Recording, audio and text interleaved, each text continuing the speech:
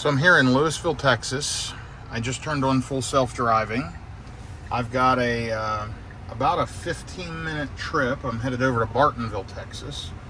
You will see the full screen visualizations right there. Now over here is the map, and I can actually move that if I want to, which is my side camera. I can click this and it shows the overview of my route and how I'm driving. This kind of works like a tablet, like an iPad. Really cool. I can zoom it back to normal driving view. I can put this back over here if I want. So how cool is that? And the car just took off because of light change while I was taking a look at all that. So the car's doing the driving. I'm sitting here guiding it as needed, and I'm driving 6.6 miles over to Bartonville, Texas, like I said. The car is programmed to do an offset of a few percent above the speed limit, just to be safe. So it's going 3 miles an hour over right now. And yeah, it's full self-driving me all the way across through a lot of traffic you'll see coming up here. And you'll probably see it on this screen before we see it through the windscreen, or windshield, as we would say.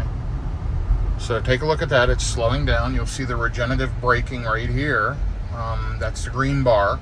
That means it's putting energy back into the battery pack. 6.1 miles left to go. And yeah, there's the full screen view of what's going on around me right now with traffic. So yeah, I thought you may want to ride along with me for a few minutes here as we full self-drive from Lewisville, Texas to Bartonville, Texas. It's super hot here today in the Dallas-Fort Worth area. You'll see it's 102 degrees, so we are not getting unbelievable efficiency. Not doing great on that. It's super warm, so we're using up a ton of AC power. You'll see that. But yeah, all in all, the car's doing great. We're at 79% state of charge, 257 miles left. I don't use the mile representation. I prefer to use the percentage, because this to me is kind of just like my cell phone. I just plug it in when it gets low and charge up. And if I'm traveling, I let the route planning help me figure out where to plug in. It charges super quick on the highway. The full self-driving is amazing. I highly recommend a Tesla to anyone considering an EV. If you're watching this and you're not sure if you want to get an EV, just buy a Tesla. And feel free to use my referral code to get $500 off a Model 3 or Y and $1,000 off a Model S or X, plus 3 months of full self-driving. Now that's the referral deal today. It changes all the time. Could be more, could be less, but it should help you. Even if you do a test drive, they actually give me some referral points if you do a test drive. So if you're going to do a demo drive, click my referral link, and that'll help me and help support me continuing to do these videos. Anyway, I should arrive with 77% state of charge. While I've been talking for the last 3.5 minutes, the car has driven the entire way. I know people say this isn't full self-driving, but it sure feels like it to me. So you'll see the light turn green. Car in front of me is not moving yet, and as soon as it does, we will go. And you'll see the car is going. My foot's back here, and we're just riding along with traffic. Fairly heavy traffic coming up through this area, but the car's doing a great job, as always. Now it's saying upcoming lane change. It wants to get in the right-hand lane, which it can. It doesn't need to. We'll see what it does. Because I can ride the 2 lanes all the way through to Bartonville. Now right there I touched accelerator because that car pulled out in the middle, and the Tesla wasn't sure. It was actually more cautious than me. It was going to let that car go, and I pressed accelerator to keep myself going. And the person behind me let that car out. Anyway, so far so good. It's doing a great job riding up through here. It's saying it wants to go right here in a minute, which it doesn't need to. So we'll see what it does. I'm going to flip to the full screen view again for everyone's benefit. I kind of like that full screen visualization.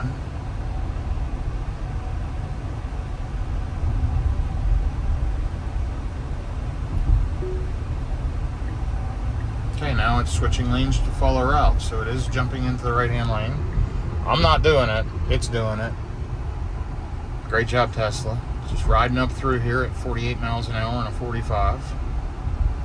Again, efficiency isn't great. I should be under 300 watt hours per mile. Normally running around town, I'm in the 260s, 270s. Now it's switching back to the left lane. Nope, it's not. So a little bit of lane switching was unnecessary there. We don't need to be in the right lane. It didn't need to try to switch into the left lane, but that doesn't really hurt anything. There's a Model X P90D right there in front of me. It's a 2020 or older because it has the chrome on the door handles and around the trim area and in the back. Great looking car. I had a Model X Plaid until recently and sold it to a friend. I also had a Model Y Performance I sold to a friend, and I had a 2020 Model X Long Range Plus that I actually sold to I think Carvana bought that one from me. Can't remember. But anyhow, we are riding along now. Okay. It showed their brake lights went off, and now we're going.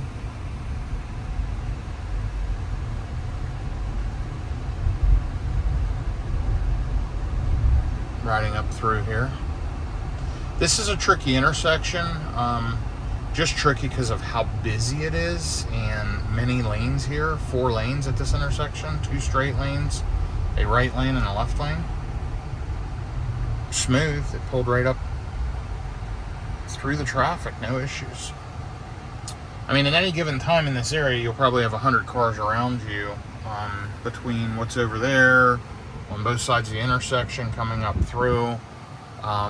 And we'll see how the Tesla navigates. So their brake lights went off, and off we go. We're 3.9 miles away from our destination. I'll continue to have you ride along with me for the next few minutes if you choose to. We'll probably stop around the 10-minute mark. But yeah, we're driving through the neighborhoods, shopping areas. You'll see cars all around, and it's picking it up all over the screen here. So whoever says the Teslas don't drive themselves, they really do. You have to pay attention. You have to stay alert. Keep your hand near the wheel, at the wheel. Keep your foot at the pedal area. Be ready to go if needed. But the car will do the job. It really will. So I have put approximately 75,000 miles on the highway in Teslas, all electric, all charging either at superchargers or DC fast chargers like Electrify America, with my CCS Combo 1 adapter that I bought from Tesla. The good news is I won't need that much longer because all of the other charger manufacturers have said they're going to put a Tesla charging plug on their chargers by 2025. So they call it the NACS, North American Charging Standard, is a Tesla plug. And honestly, I've tested all the others. I only want to charge at Tesla chargers anyway. They're so easy, so simple. They work so great. Tesla by far has the charging and the software down. Nothing else touches it. Again, if you're going to buy an EV, just buy a Tesla. My wife and I have a Rivian. Absolutely love it. Great vehicle. The charging sucks unless you're charging at home. Again, Rivian announced they're going to switch to the Tesla plugs. Built into their vehicle, they will build a Tesla plug-in in 2025, and they will give a free adapter to all of their customers in 2024. So we will get an adapter to allow us to charge a Tesla supercharger starting next year. And I can tell you, the Rivian will be going across the country a lot more often. So you'll see video content on that. In the meantime, this Tesla 2023 Model Y Long Range is my primary driving car, and you've been riding along with me for the last 10 minutes with full self-driving, doing the job as we begin to go around this turn here, and the car's doing all the work, and I'm just watching. So have a great day, everyone. Hope you enjoyed the video.